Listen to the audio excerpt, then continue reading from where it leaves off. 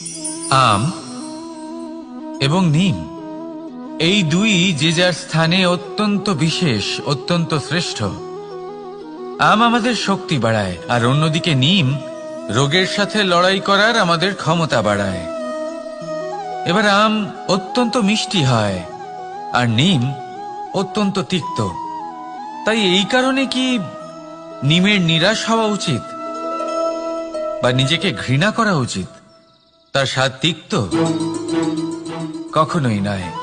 দেখুন, নিম তিক্ত, এতে নিমের কোনো দোষ নেই।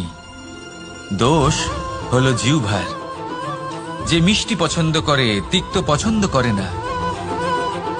কিন্তু যদি আপনি নিজের জীবনে নিমের প্রয়োগ না করেন, তাহলে আপনার রোগ প্রতিরোধ ক্ষমতা বাড়বেই না। তাই নিম হলো অত্যন্ত গুরুত্বপূর্ণ। এর থেকে আপনি কি শিক্ষা পেলেন? এটাই যে জীবনে কখনো অন্য কারোর মাপকাঠি দ্বারা নিজেকে পরখ করবেন না। আপনার যোগ্যতা, আপনার বিশেষত্ব, আপনার গুণ, অপগুণ, এই সব কিছু আপনি নিজে বুঝে নিন, সেটাই যথেষ্ট। আসুন আর আমার সাথে ভালোবেসে বলুন, রাধা রাধা। আমরা সকলে জীবনে ঈশ্বরের কাছে কিছু না কিছু প্রার্থনা করি, আর ঈশ্বর যখন আমাদের মনস্কামনা পূরণ করেন তখন আমরা প্রসন্ন হয়ে যাই। কিন্তু যখন ঈশ্বর আমাদের মনস্কামনা পূর্ণ করেন না, তখন আমরা ভাবি, সন্দেহ করি যে সত্যি ঈশ্বর আছেন। আপনাকে একটা কথা বলি, আপনি যদি ঈশ্বরের সম্মুখে নিজের ইচ্ছে বা মনস্কামনা রাখেন আর ঈশ্বর তা পূরণ করেন, তার অর্থ হলো ঈশ্বর এটা জানেন যে আপনার তার প্রয়োজন রয়েছে। কিন্তু যদি আপনি কামনা করেন আর তা পূর্ণ না হয়, তাহলে শুধু এটা মনে রাখবেন যে ঈশ্বর সেই সব দেখতে পান যা আপনি দেখতে পাচ্ছেন না। দ্বিতীয় কারণ হলো এটা, ঈশ্বর এটা খুব ভালো করে জানেন যে যে ইচ্ছে আপনি রাখছেন, সেই ইচ্ছে আপনি নিজে নিজের জোরে পূর্ণ করতে পারেন। তাই যদি আপনার ইচ্ছে ঈশ্বর পূর্ণ করেন, তাকে ধন্যবাদ জানান। আর যদি উনি আপনার ইচ্ছে পূর্ণ না করেন, তাহলে আরো ধন্যবাদ জানান। কারণ হয় উনি আপনার মঙ্গল চাইছেন, বা উনি আপনাকে ততটাই যোগ্য বলে মনে করছেন যে আপনি নিজেই নিজের ইচ্ছে, নিজের স্বপ্ন পূরণ করতে পারবেন। নিজের কর্ম করতে থাকুন, জীবনের সামনে এগোতে থাকুন, আর আমার সাথে ভালোবেসে বলুন, রাধা রাধা। একটা গাই আর একটা বাছুরের মধ্যে কেমন সম্পর্ক থাকে? একটা গাই নিজের বাছুরকে ডাকে, আর সেই বাছুর হাজার হাজার গাইয়ের মধ্যে থেকেও নিজের মাকে চিনতে পেরে যায় আর নিজের মায়ের সাথে এসে জড়িয়ে পড়ে। আর কিছুটা ঠিক এরকমই সম্পর্ক হলো আপনার কর্ম এবং আপনার কর্মফলের মধ্যে। আপনি যেমন কর্ম করবেন, আপনার কর্ম আপনার কর্মফলকে ডাক দেবে, আর আপনার কর্মফল কোথাও না কোথাও থেকে আপনাকে খুঁজতে খুঁজতে এসে আপনার সাথে জড়িয়ে পড়বে। তাই উচিত এটাই হবে যে আপনি সৎকর্ম করুন, কারণ ঈশ্বর যদি আপনাকে আপনার ভুলের জন্য ক্ষমা করেও দেন, আপনার কর্ম কিন্তু করবে না। তাই যদি আপনি দুষ্কর্ম করতে চলেছেন, তাহলে আপনি প্রস্তুত থাকুন, আর যদি আপনি শুভ কর্ম করতে চলেছেন, তাহলেও আপনি প্রস্তুত থাকুন। আপনার কর্ম যেমন হবে তেমন ফল আপনার কাছে নিজে থেকেই চলে আসবে। আজ না হোক কাল, কাল না হোক অন্য কোনো সময়, অবশ্যই আসবে। আসুন আমার সাথে ভালোবেসে বলুন, রাধা রাধা। কোনো বাড়িতে, কোনো পরিবারে যখন কারোর জন্ম হয়, তখন তা কত সুখের মুহূর্ত হয়। সেই ছোট্ট সন্তান যখন কিছুটা বড় হয়, সে হাঁটার চেষ্টা করে, আর সেই প্রক্রিয়াতেও খুব বড় একটা শিক্ষা লুকিয়ে রয়েছে, ঠেলে দেওয়া। যখন আপনি হাঁটতে চান, সামনে এগোতে চান, তখন আপনি কি করেন? নিজের পায়ের তলার যে মাটি, তাকে আপনি পেছনে ঠেলে দেন। ব্যাস, এই একই জিনিস তো জীবনেও শিখতে হবে। এবার যদি আপনি জ্ঞানের পথে অগ্রসর হতে চান, তাহলে অজ্ঞানতাকে পেছনে সরিয়ে দিতে হবে। যদি আপনি প্রকাশের দিকে এগোতে চান, তাহলে অন্ধকারকে পেছনে সরিয়ে দিতে হবে। যদি আপনি ভবিষ্যতে সফল হতে চান, তাহলে অতীতের যে অসফলতাগুলিকে পেছনে সরিয়ে দিতে হবে। যে জল বইতে বইতে থেমে যায় তাকে আমরা নালা বলে থাকি, তার থেকে দুর্গন্ধ বের হয়। কিন্তু যে জল বইতেই থাকে তাকেই আমরা পবিত্র জল বলি। তাহলে আপনিও কর্ম করতে থাকুন, কখনো থামবেন না। আর আমার সাথে ভালোবেসে বলুন, রাধা রাধা। যোগাসন।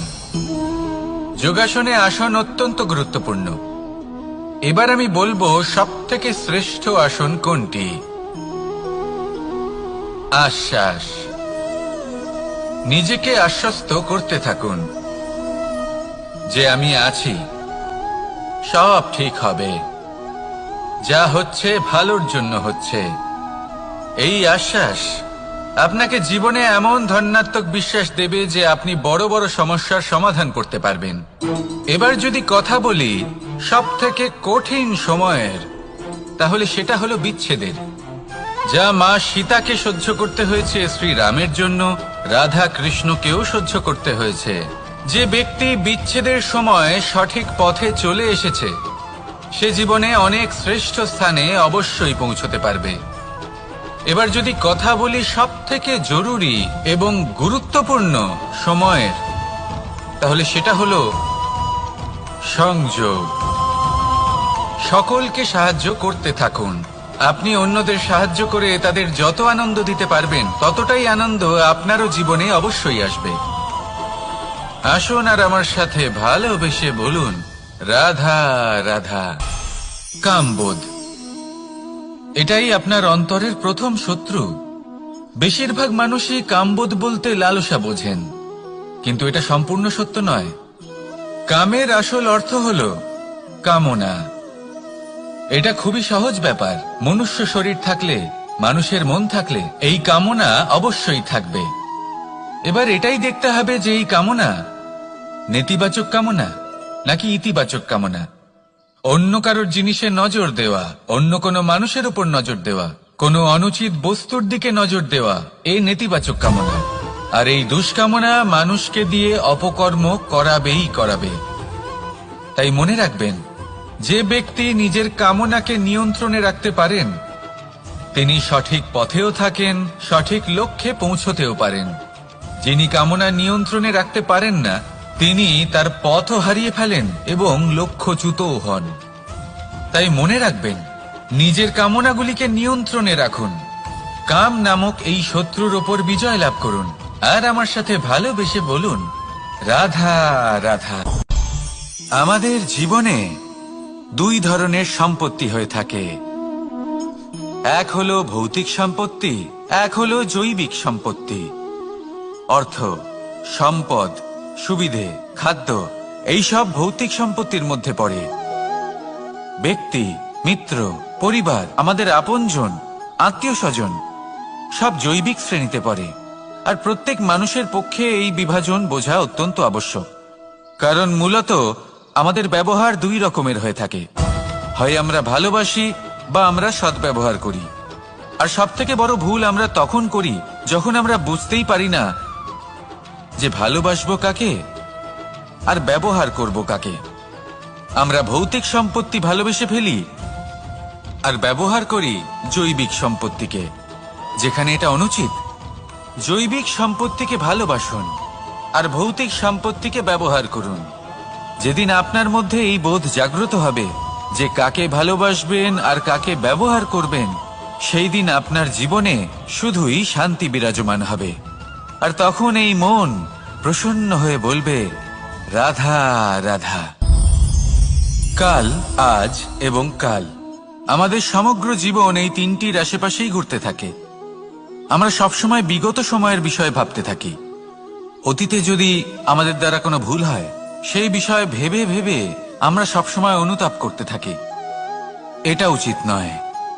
দেখুন, অতীতের থেকে শিক্ষা লাভ করা অত্যন্ত আবশ্যক, কিন্তু সেই ভুল যাতে আবার না হয় সেই কাজটা কিন্তু আপনাকে বর্তমানেই করতে হবে, তাই না? দ্বিতীয় কথা, আমরা সবসময় ভাবি আগামী দিনের বিষয়ে, ভবিষ্যতের বিষয়ে। আমরা ভাবি যে কাল করে নেব, আজ এই কাজ করতে পারছি না, কোনো ব্যাপার নয়, কাল করে নেব। আজ কাজটা শুরু করতেই পারলাম না, কোনো ব্যাপার নয়, কাল করে নেব। আজকের দিনটাই ভালো ছিল না, কোনো ব্যাপার নয়, সেটা কাল করে নেব। ব্যাপারটা বুঝুন, আপনি নিজের সময় নষ্ট করছেন। দেখুন, এই যে কাল, তা কখনোই আপনার হাতে আসবে না।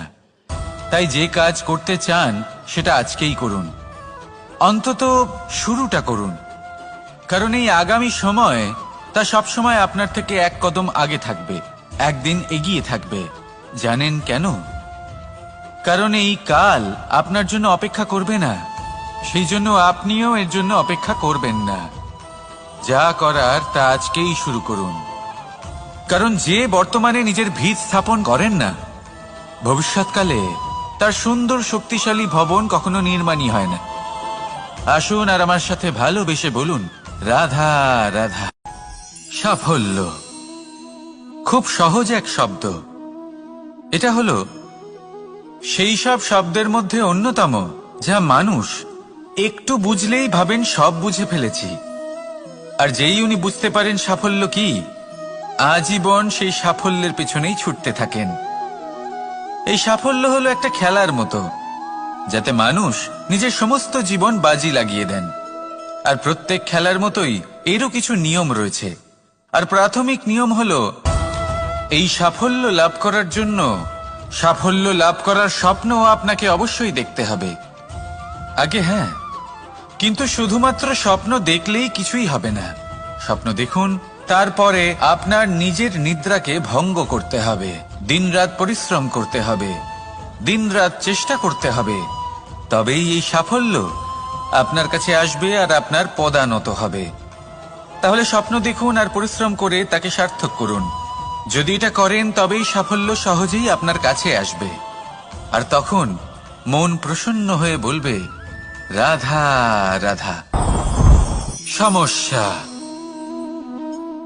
প্রত্যেকের জীবনেই সমস্যা আসা যাওয়া করে। আর প্রত্যেক মানুষ সমস্যা আসার পর তার সমাধান খুঁজতে উঠে পড়ে লাগেন। কিন্তু যখনই সমস্যার সমাধান হয়ে যায়, আমরা সুপ্রসন্ন হয়ে যাই এবং অসাবধানও হয়ে যাই। আমাদের মনে হয় যে আমরা সম্পূর্ণরূপে সমস্যার অন্ত করেছি, কিন্তু কোথাও না কোথাও একটা ছোট্ট বীজ রয়েই যায়। আর সেই বীজ আমাদের অসাবধানতার ছত্রছায়ায় বড় হতে থাকে, আর তারপর মহা সংকট হয়ে আবার আমাদের উপর আক্রমণ করে। এই সংকট যে কোনো রূপে আসতে পারে, কোনো শত্রুর রূপেও আসতে পারে, বা কোনো মহামারীর রূপেও আসতে পারে। সেই জন্য সবসময় সাবধান থাকাই উচিত। কারণ অসাবধান হলে কি হয়, আমাদের সুরক্ষা চক্রে একটা ছেদ উৎপন্ন হয়, আর আমাদের শেষ করতে পারে এমন এক বাণ সেই ছেদ বিন্দু হয়ে আমাদের হৃদয়ে প্রবেশ করতে পারে। তাই যে কোনো সমস্যার সমাধান করুন, জয়ী হন, উৎসব পালন করুন, কিন্তু সাবধানে থাকবেন।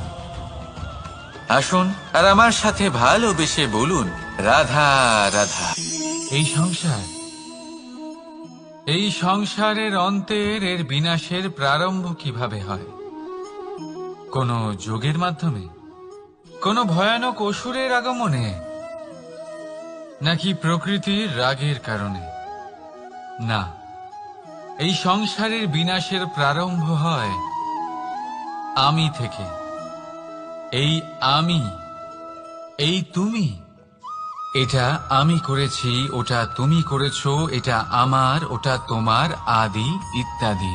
এই ভাব যখন মনে বাসা বেঁধে নেয়, সর্বপ্রথম ঘর ভাগ হয়, তারপর বসতি, তারপর প্রাণ, আর তারপর দেশ, আর সবার শেষে সমস্ত সংসার ভাগ হয়ে যায়। আর এই ভাগ হয়ে যাওয়া শেষে মনোমালিন্যে পরিণত হয়। এখন এমত অবস্থায় কি করা যেতে পারে? কিভাবে বাঁচা যায় এই পরিস্থিতির থেকে? কিভাবে দূরে থাকা যায় এই বিনাশের থেকে? উত্তর সেই একটাই, করুণা। একে অপরের দরকারগুলি বুঝুন, একে অপরের সমস্যাগুলি বুঝুন, একে অপরের দুঃখের সাথী হয়ে দাঁড়ান, একে অপরের সুখের ভাগীদার হন। আর শেষে যখন এই আমি আমরাতে পরিণত হবে, তখন এই বিনাশ নিজে থেকেই দূরে চলে যাবে। তাহলে আমরাতে বিশ্বাস করতে শিখুন, আর আমার সাথে ভালোবেসে বলুন, রাধা রাধা। এই মুদ্রা, এবারে ভাবুন, এটাই আমাদের জীবন, জীবনের সুখ আর দুঃখ। এই মুদ্রার, এই জীবনের দুটি দিক। কিন্তু যখনই আমরা ঈশ্বরের কাছে প্রার্থনা করি, তখনই আমরা সুখ চাই, আর সেই সুখ আসেও। আর যখনই সেই সুখ আসে, তখন ব্যক্তি সর্বপ্রথম তাকে ভুলে যায় যে দুঃখের সময় ওনার সাথে ছিলেন। আর এমত অবস্থায় উনি সাহায্য করেন না, উনি করেন উপকার। আর এই উপকারের বদলে মানুষের থেকে উনি নিজের জন্য শ্রদ্ধা চান। আর সেই শ্রদ্ধা, সেই চাহিদার কারণে উনি নিজেকে অন্যদের থেকে শ্রেষ্ঠ, অন্যদের থেকে ভিন্ন মনে করতে বিবশ হয়ে যান। আর আলাদা হবার কারণে তার মধ্যে জেগে ওঠে অহংকার, আর সেটাই হয় তার পতনের কারণ। এবার এতে কি করা যেতে পারে? কি চাওয়া যেতে পারে ঈশ্বরের কাছে? এই প্রশ্ন অবশ্যই মনে আসে। ঈশ্বরের কাছে চান সুখ, শুধুমাত্র ততটাই যাতে অহংকার না আসে, আর দুঃখ ততটাই যাতে শ্রদ্ধা না চলে যায়। রাধা রাধা। এই সংসারে এমন কিছুই নেই যে সব সময় একই থাকবে। যা কিছু নির্মাণ হয়েছে তা একদিন অবশ্যই ভেঙে পড়বে, কিন্তু এই ভেঙে যাওয়ার বিশ্লেষণ আপনি কিভাবে করবেন তা আপনার উপরে নির্ভর করছে। ওই আকাশের দিকে তাকান, ওই মেঘ, ওটাও ভেঙে পড়ে, কিন্তু নিজে ভেঙে পড়ার সাথে বর্ষাকে তৈরি করে যায়। মাটির ডেলা অবশ্যই ভেঙে পড়ে, কিন্তু ব্যবহারযোগ্য মাটির রূপ নিয়ে। এই ধরিত্রীর বুকে কোনো এক বীজ যখন ভেঙে পড়ে, তখন ধরিত্রীর উপর এক বিশাল আকারের বৃক্ষ নির্মাণ করে। যদি জীবনে কিছু ভেঙে পড়ে, তাহলে নিরাশ হয়ে পড়বেন না, নিজের সাহস হারাবেন না। ধনাত্মক দৃষ্টিভঙ্গি দিয়ে দেখতে চেষ্টা করুন। মনে করুন, নিয়তি নিশ্চয়ই আপনার জন্য আরো ভালো কিছু ভেবে রেখেছে, যা ভবিষ্যতে আপনার প্রতীক্ষা করছে। ধনাত্মক চিন্তা ভাবনা করতে থাকুন, তারপর দেখবেন শ্রেষ্ঠ রচনা নিজেই তৈরি হবে। রাধা রাধা।